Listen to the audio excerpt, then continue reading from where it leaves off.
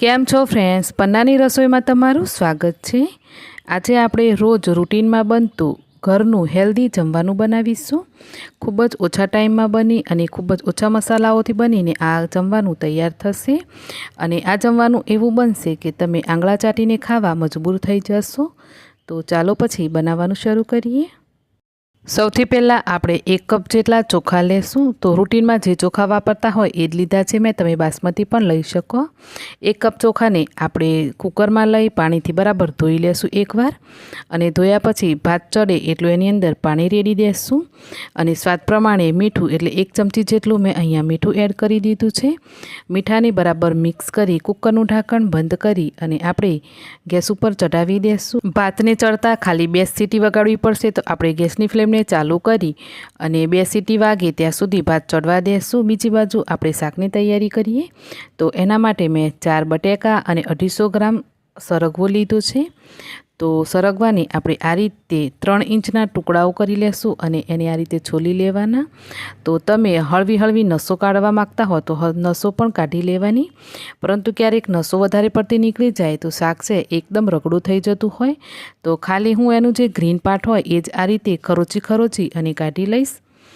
તો આ રીતે બધા સરગવાને આપણે કટ કરી લેશું અને ત્યાર પછી બટાકાને છોલી અને બટાકાને પણ નોર્મલ આપણે જે શાક બનાવવા માટે કટ કરીએ એ રીતે કટ કરી લેવાના। તો અહીંયા સરગવો અને બટાકાને મેં કટ કરીને તૈયાર કરી લીધા છે અને જેમ મેં કટ કર્યા એમ એને પાણીમાં નાખ્યા। તો પાણીમાં નાખવાથી બટાકા અને સરગવો થોડો ફૂલી જાય અને એનાથી આપણું જે શાક બને ને એ સારું બને। તો હવે એ પાણીમાંથી આપણે ધોઈ અને સરગવા બટાકાને કાઢી લઈએ। તો ચાલો પછી હવે આપણે શાકનો વઘાર કરી લઈએ। તો જાડા તળિયાનું વાસણ લેશું, એની અંદર 3 પળી ભરી અને મેં તેલ લીધું છે। તો શાકને તમે થોડું વધારે તેલ પાડી અને પછી બનાવશો ને તો સરસ બનશે। 2 સૂકા મરચાંને મેં 2 ટુકડા કરી અને એડ કરી દીધું છે। સાથે જ આપણે અડધો ચમચી મેથી દાણા, અડધો ચમચી રાઈ અને 1 ચમચી જીરું અજમો અને 1 લીલું મરચું સમારીને લીધું છે। ત્યાર પછી 1/4 ચમચી જેટલો હળદર પાવડર નાખી સરગવા બટાકાને એડ કરી દેશું અને એકવાર મિક્સ કરી લેવાનું। ત્યાર પછી બધા મસાલાઓ કરીશું। તો 2 ચમચી ધાણા જીરું પાવડર લીધું છે મેં અને 1/4 ચમચી જેટલો ગરમ મસાલો, અને આ શાક થોડું આપણે વધારે પડતું તીખું રાખીશું, તો એના માટે 1/2 ચમચી મરચું પાવડર અને સ્વાદ પ્રમાણે મીઠું એડ કર્યું છે। સાથે જ આદુ લસણ મરચાંની મેં રેડીમેડ પેસ્ટ લીધી છે, તમે ઘરે પણ કૂટીને તૈયાર કરી શકો। આજે મારી પાસે લસણ નહોતું તો મેં તૈયાર પેસ્ટ આની અંદર એડ કરી દીધી। તો હવે આ રીતે બધા જ મસાલાઓ સાથે શાકને મિક્સ કરી લેવાનું અને પાણી નાખ્યા વગર જ એકવાર એને ઢાંકીને 1 થી 1.5 મિનિટ માટે ધીમા ગેસ ઉપર ચઢવા દેવાનું। બીજી બાજુ હું શાકની ગ્રેવી માટે પાણી ગરમ કરી લઉં છું અને અહીંયા આપણા ભાત પણ ચઢી ગયા હતા, તો મેં કુકરને ઉતારી સાઈડ પર રાખી દીધું છે અને 1-1.5 મિનિટ પછી તમે જોઈ શકો તો આપણું જે શાક હતું એ સરસ એવું મસાલાઓથી કોટ થઈ ગયું છે। તો એની અંદર 2 સમારેલા ટામેટાં એડ કરી દેશું અને થોડું પાણી એડ કરીશું। તો પાણી અહીંયા મેં જે ગરમ કર્યું એ જ એડ કર્યું છે। અત્યારે જે પાણી એડ કર્યું એ ગ્રેવીના હિસાબથી નથી એડ કર્યું, પરંતુ બટાકા અને સરગવાને ચડવા માટે એડ કર્યું છે।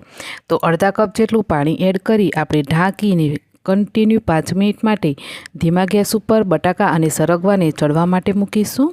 અહીંયા શાકને બીજા બર્નર પર મૂકી આ બાજુ મેં માટીનો તવો રાખી દીધો છે, કેમ કે આજે આપણે આ શાકને રોટલી સાથે નહીં પરંતુ બાજરીના રોટલા અને મકાઈના રોટલા સાથે ખાવાના છીએ। તો અહીંયા 1.5 વાટકી જેટલો મેં પહેલાં બાજરીનો લોટ લીધો છે, એની અંદર થોડું કરી પાણી નાખતા જઈ અને આપણે લોટ ગૂંથીશું। તો શરૂમાં તમારે થોડું પાણી નાખી અને લોટને પહેલાં એકઠો કરી લેવાનો અને ત્યાર પછી પાણીની અંદર હાથ પલાળી અને તમારે લોટને બરાબર સ્મૂથ કરવાનો। તો બાજરીનો રોટલો જ્યારે બનાવો ત્યારે એને બરાબર ગૂંથીને બનાવજો, જેથી રોટલો ખાવામાં મીઠો લાગે અને થોડી વારે હાથ પલાળતા જઈ અને આ રીતે તમારે એને સરસ એવો સ્મૂથ ગૂંથી લેવાનો। જ્યારે તમને એવું લાગે કે હવે રોટલો બનાવશું તો બનાવતી વખતે રોટલો ફાટી નહીં જાય, ત્યારે તમારે આ રીતે લોટનો પેડો વાળી લેવાનો।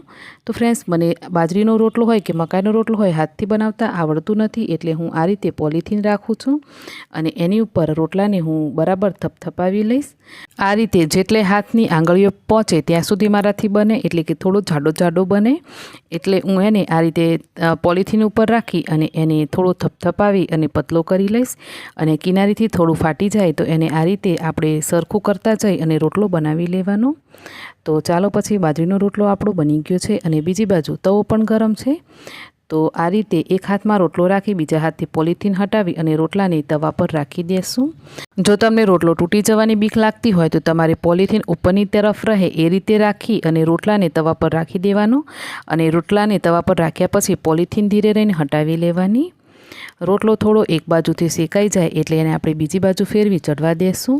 અને બીજી બાજુ તમે જોઈ શકો કે જેટલું આપણે પાણી નાખેલું એ બધું જ પાણી બળી ગયું છે અને આપણા બટાકા અને સરગવો સરસ ચડી ગયા છે. તો હવે એની અંદર આપણે ગ્રેવી માટે પાણી એડ કરી દઈશું. તો તમને આ શાકમાં જેટલી પણ ગ્રેવી જોઈતી હોય એટલું પાણી એડ કરી દેવાનું. મેં અહીંયા 3 થી 4 ગ્લાસ જેટલું પાણી એડ કર્યું છે. અને પાણી એડ કર્યા પછી પણ આપણે એને 5 થી 7 મિનિટ માટે કન્ટિન્યુ ઢાંક્યા વગર જ શાકને ચડવા દેશું. અને અહીંયા તમે જોઈ શકો કે આપણો બાજરીનો રોટલો ચડે છે. અને હવે હું મકાઈનો રોટલો બનાવવા માટે સાઈડમાં જે રીતે આપણે બાજરીનો લોટ ગૂંથેલો ને એ જ રીતે મકાઈનો લોટ પણ મેં ગૂંથીને રોટલો બનાવ્યો છે. તો હવે આપણે મકાઈના રોટલાને તવા પર રાખી એને પણ જેમ બાજરીનો રોટલો ચડવ્યો એમ જ ચડવી લેવાનો. તો જુઓ અહીંયા મકાઈનો રોટલો પણ બની ગયો, બાજરીનો રોટલો પણ બની ગયો અને બીજી બાજુ આપણું શાક પણ બનીને તૈયાર થઈ ગયું છે. આ જુઓ, ગરમ પાણી એડ કર્યા પછી 5 મિનિટ જેટલો ટાઈમ થઈ ગયો છે. અને આપણે આ રીતે બટાકાને લઈને મેશ કરી જોઈએ તો ખ્યાલ આવે છે કે સરસ એવા બટાકા અને સરગવો ચડી ગયા છે. અને આપણે શાકની જે ગ્રેવી છે એ પણ થોડી જાડી થઈ ગઈ છે. તો શાક બનીને તૈયાર છે. ઉપરથી આપણે લીલા ધાણા નાખી દઈશું. તો આજે જે આપણે શાક ખાવાનું છે એ મકાઈના અને બાજરીના રોટલા સાથે ખાવાનું, એટલે એની અંદર રસ્સો આ રીતનો રાખીશું. અને સાથે જ ખાવા માટે મેં અહીંયા પાપડ પણ શેકી લીધા છે. તો ચાલો પછી આજનું આપણું જમવાનું બનીને તૈયાર થઈ ગયું છે. સરગવા બટાકાનું રસ્સાવાળું શાક, મકાઈનો બાજરીનો રોટલો. તો એને આપણે પીરસી લઈએ. પ્લેટની અંદર મકાઈનો રોટલો, સરગવા બટાકાનું શાક રાખીશું. તો ફ્રેન્ડ્સ, તમે આ રીતે ક્યારેય જમવાનું બનાવ્યું છે કે નહીં મને કોમેન્ટ કરીને જણાવજો. અમારી બાજુ આ રીતે જમવાનું બનાવતા હોઈએ છીએ અમે. અને રૂટીનમાં એકદમ ઓછા મસાલાઓ સાથે અને એકદમ સિમ્પલ જમવાનું બનીને તૈયાર છે.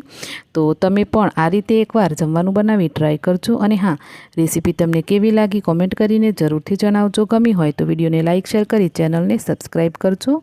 મળીએ એક આવી જ નવી રેસીપી સાથે. આવજો.